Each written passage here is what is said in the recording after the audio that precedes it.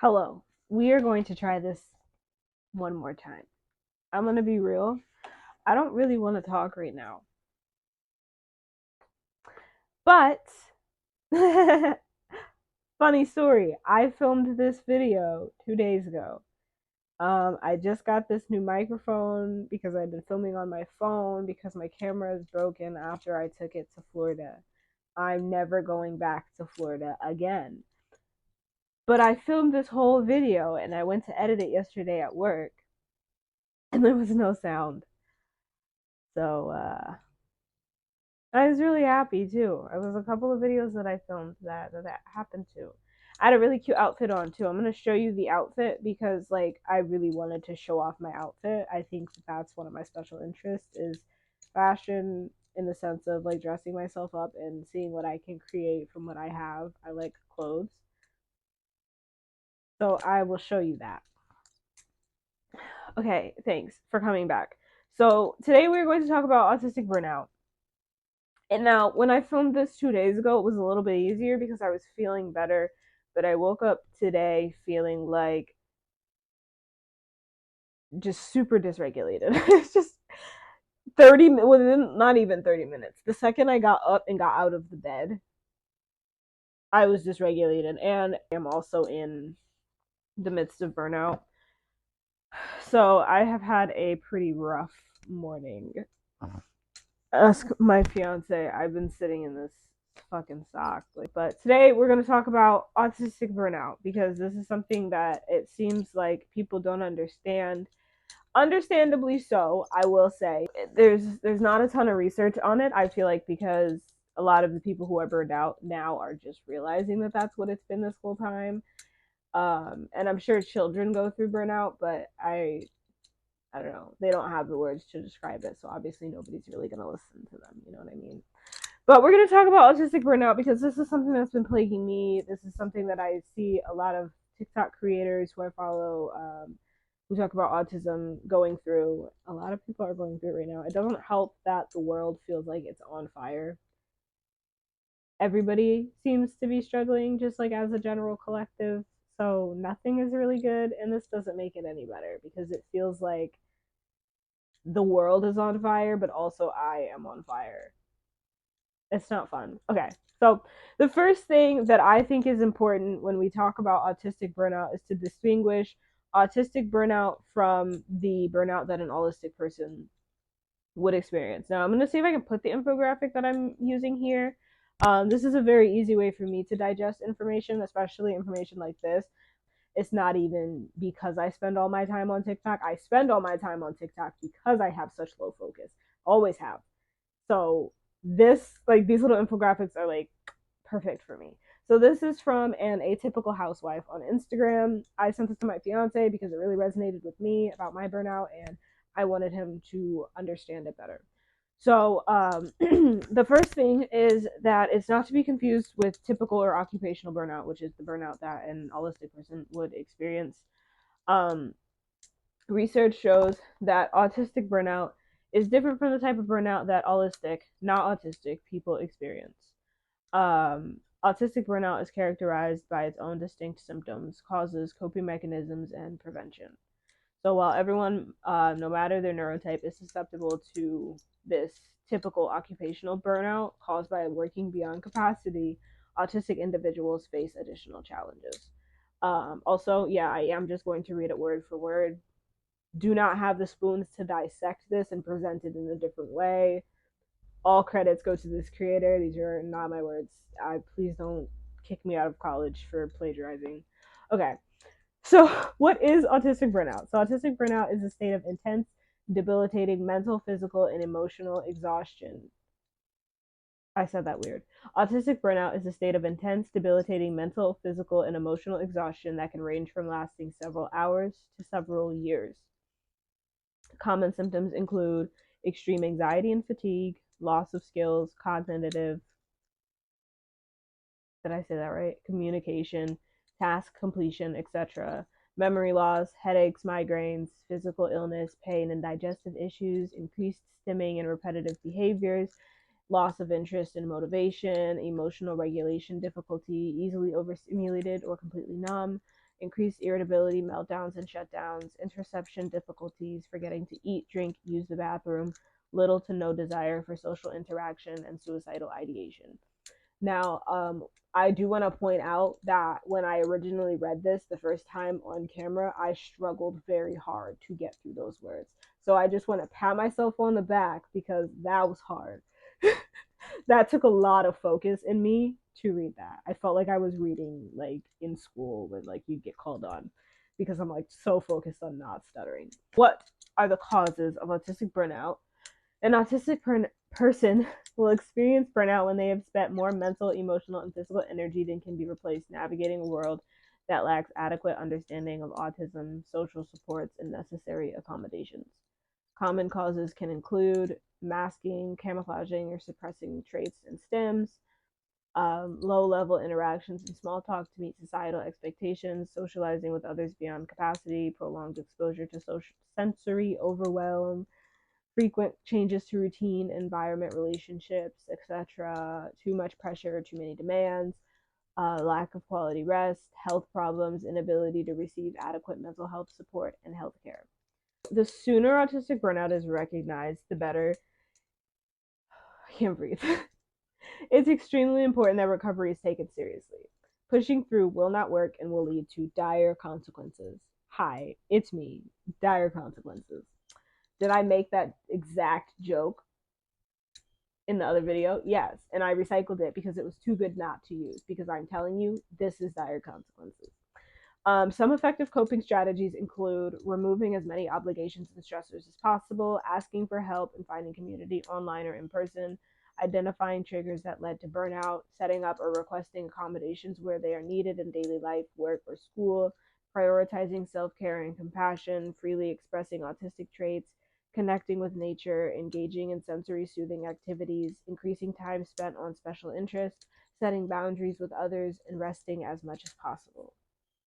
Okay, and then there's another one, so I'm gonna read through this one too, because I think this one, I screenshotted this one, so I'm pretty sure it's important. Autistic burnout is a severely debilitating condition with onset preceded by fatigue from camouflaging or masking autistic traits, interpersonal interactions, an overload of cognitive input, a sensory environment unaccommodating to autistic sensitivities, and or additional stressors or changes.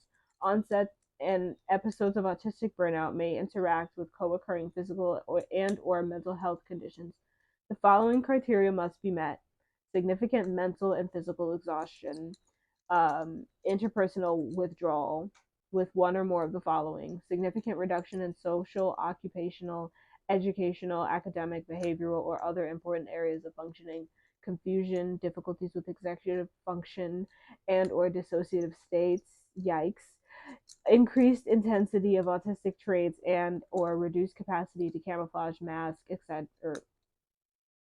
Example. Why is example e.g.? Increased sensory sensitivity, repetitive or stimming behavior, difficulty engaging or communication with others. This condition is not better explained by a psychiatric illness such as depression, psychosis, personality disorder, trauma, and or stress-related disorders. Extended or chronic episodes of autistic burnout may be preceded by brief or intermittent episodes. So, by that definition, autistic burnout can be chronic. And I have to say, honestly, that would make a lot of sense. Because it's like after a certain point of having an illness, it becomes a chronic illness because it's something that will not go away, and there's really nothing you can do to keep it away. All you can really do is keep it at bay. And the amount of times that I have helplessly gone to Reddit to complain and scream into the void because I'm so fucking tired, I've had so many people say, like, yeah, I took like a year off of work and then I felt better, but you know, now I feel myself sliding back in, or 3 years later, here I am again. It just comes back. There's you're if you hit it, it's there as part of you. Now you might be able to keep it down low. It's like having an eating disorder, and I don't mean to like classify it with having an eating disorder. I'm pretty sure I have ARFID, so I'm pretty sure I have an eating disorder, so I get it.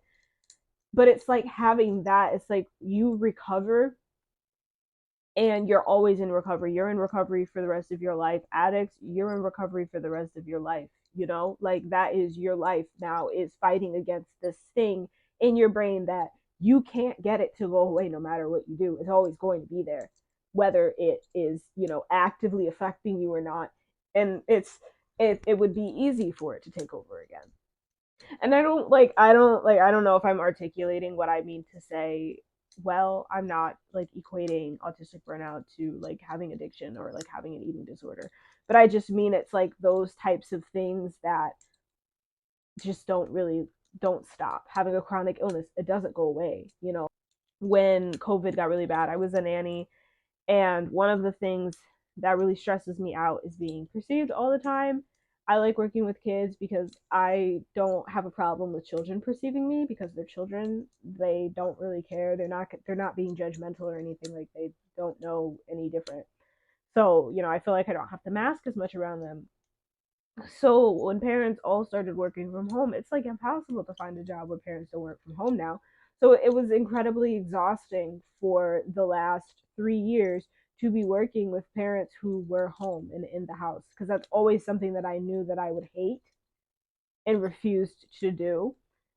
And lo and behold, go figure, I hated it. I did. It burned me out. So I've just been burned out on and off since 2020. And the only reason that I can pinpoint that it was 2020 is because I remember how I would go to work. Like, I remember I worked at a daycare.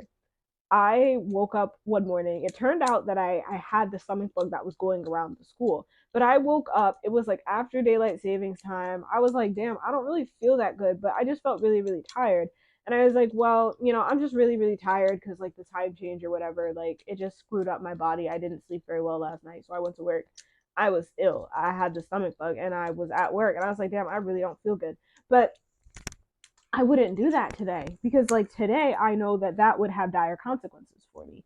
If I push myself beyond what my capacity is when I'm faced with that choice, if I push myself, I'm going to be worse off longer than I would be if I just took this 1 or 2 days off.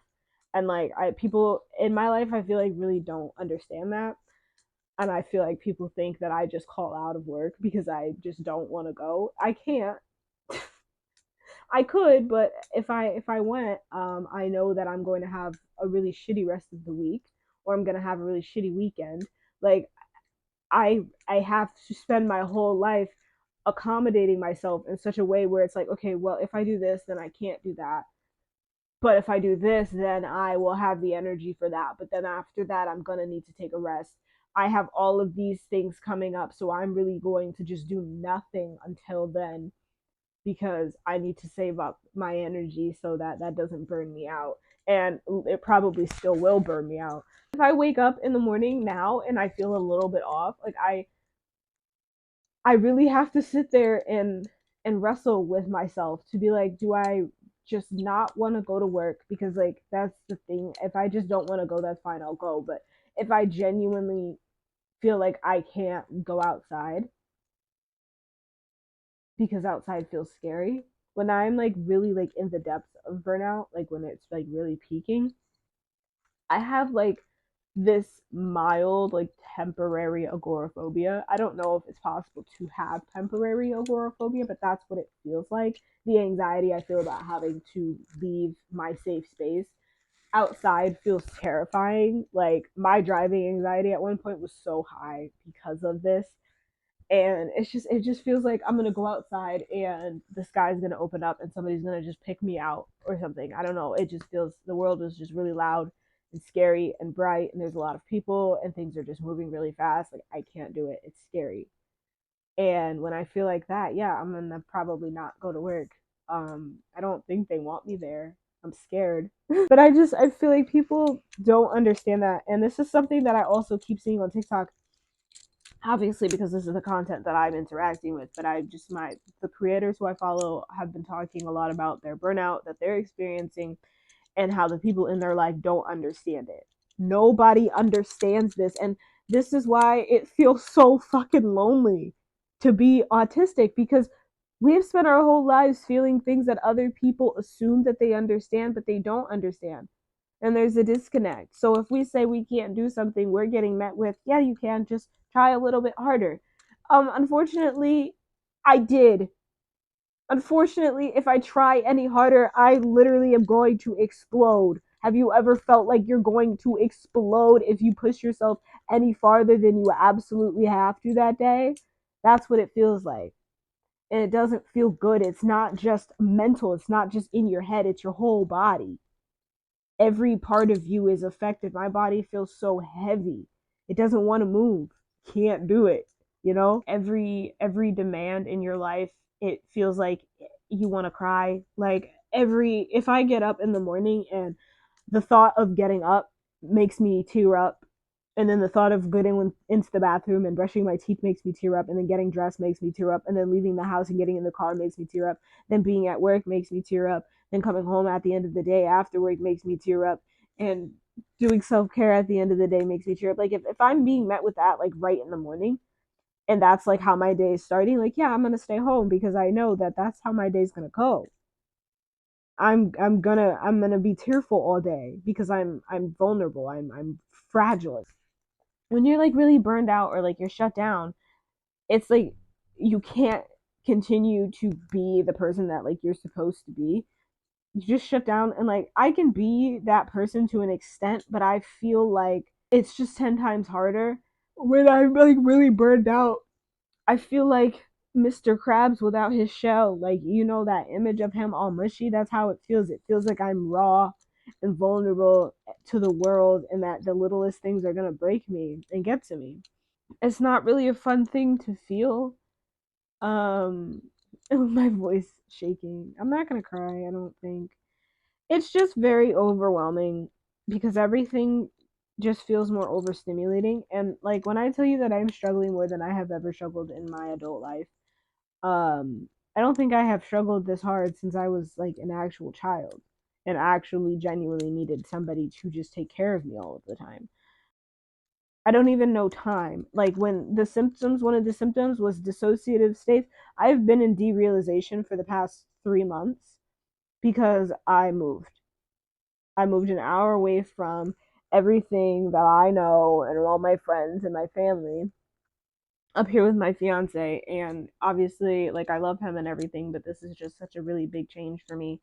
And it's really hard to adjust to, and I have not adjusted to it yet. And I don't know when I will because it feels like never.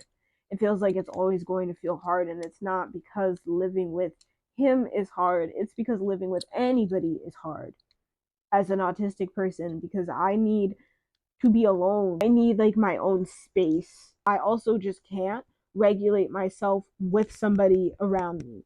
I can't soothe myself, calm myself down if somebody is right there. It's just making things worse because I'm hyper vigilant about the fact that I am currently being perceived. I can't let the walls down, and that makes it worse because now it's just building up more and more and more and more pressure, and then it just gets worse and worse and worse and worse. I can't regulate around somebody else. So it's always going to be hard to live with somebody because I'm always going to be being perceived no matter how I feel about that person. I always feel bad feeling that way. And it's not like I don't want to live with him or anything like that, or that like it's been bad to live with him. It's been great. I like being around him all the time, and I like cuddling and touching and stuff, but I just can't regulate myself. I am struggling. It's already hard on a regular basis, but especially, when you hate being perceived, and now here I am being perceived a lot more than I ever have in my entire life. That's a lot harder with burnout because I don't know. I don't It's just harder because I feel this more. Like I'm more prone to being overstimulated by sounds. All the sensory sensitivities that I have are worse. Things that I didn't really struggle with before, I struggle with now. As I said, derealization. So I've been struggling with concept of time. I think it was 2 weeks ago that I tried to start doing my hair and I couldn't. And so now it's now, and I still have braids in my hair. I haven't washed my hair in a long time now, but I can't do it. I'm having a hard time feeding myself an internalized PDA profile. I'm like 99% sure.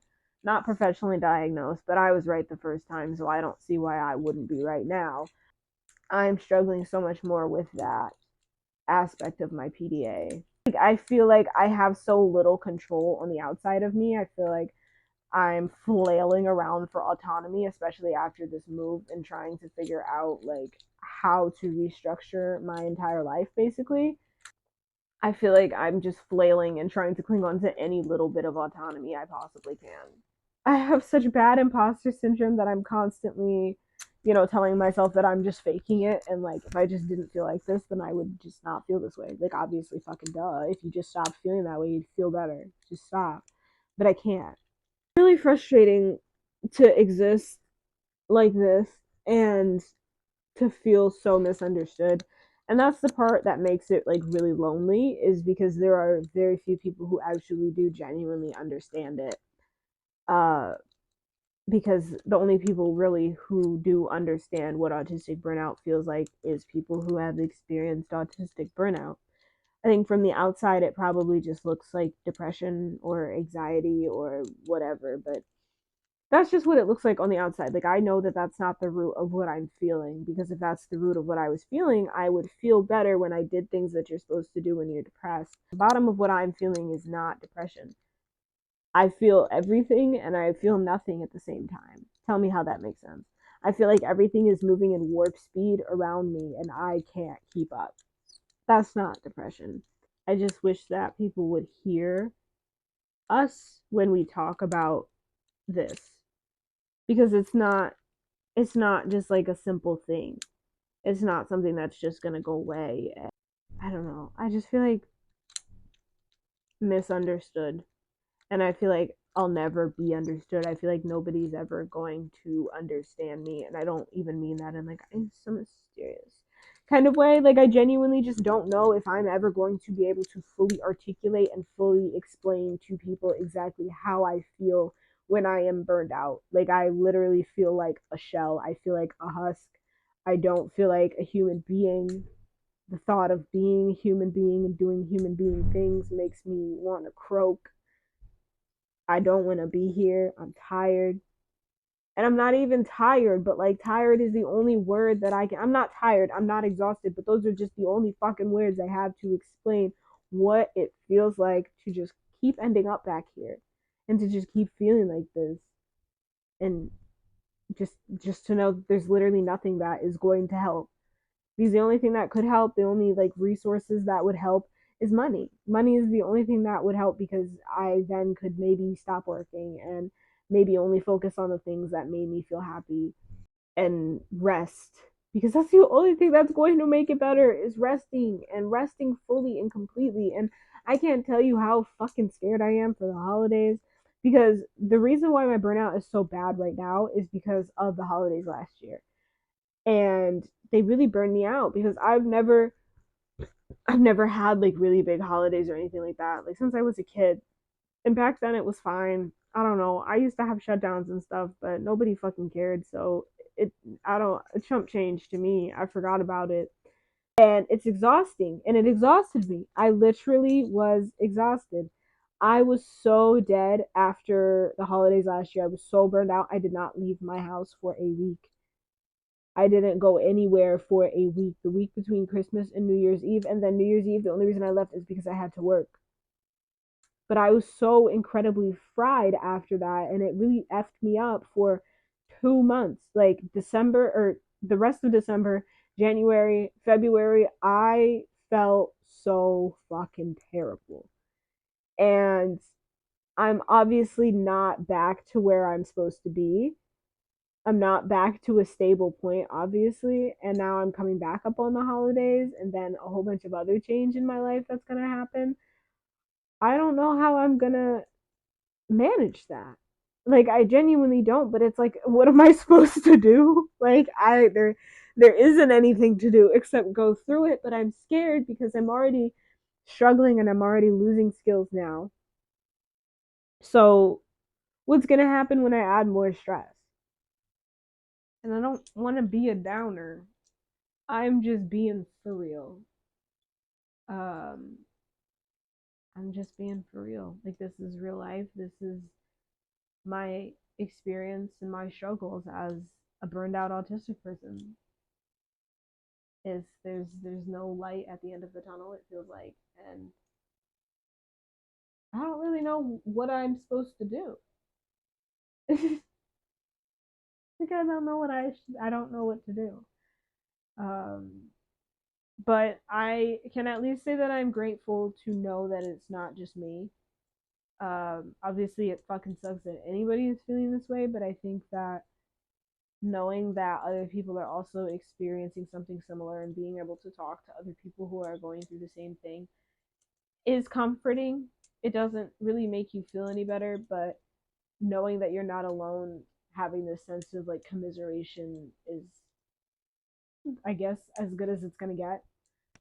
I don't know, but that's my story. That's my life. And I really just wanted to talk about burnout to maybe help people understand it a little bit better, maybe make somebody else who's experiencing the same thing feel a little less crazy.